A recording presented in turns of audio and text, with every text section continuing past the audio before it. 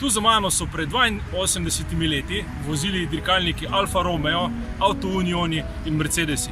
Na tej znameniti prvi veliki nagradi Madžarske leta 1936 je zmagal Tazio Nuvolari z Alfo. Nepli Gate je danes največji park v Budimpešti, meri 110 hektarjev, ampak dirke se tukaj leta 1936 niso končale. Po drugi svetovni vojni so na tem mestu potekale nižje rangirane dirke, med drugim tudi dirka prvenstva Formule 1, na kateri je sodeloval recimo Niki Lauda.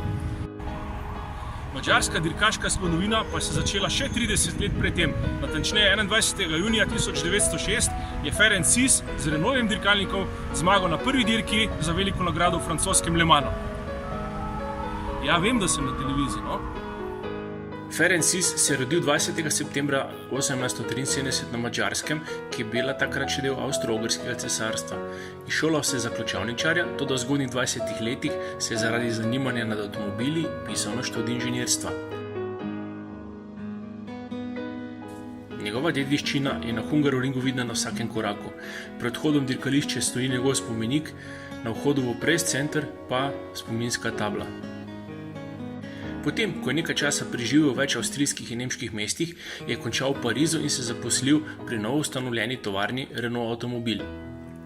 Pri Renaultu je Ferenc Sis s svojim talentom za inženirstvo hitro postal eden ključnih mož v testnem oddelku in ko se je vodstvo tovarne odločilo za sodelovanje na dirkah leta 1902, je bil Sis izbran kot mehanik, sopotnik ob Louisu Renaultu. Ko leta 1903 na dirki Pariz-Madrid umrl Marcel Renault, eden od 3 bratov Renault, je Sis zasedel njegovo mesto dirkača. Sis je bil še vedno močno aktiven kot vodja testnega oddelka Renaulta in ni veliko nastopal na dirkah.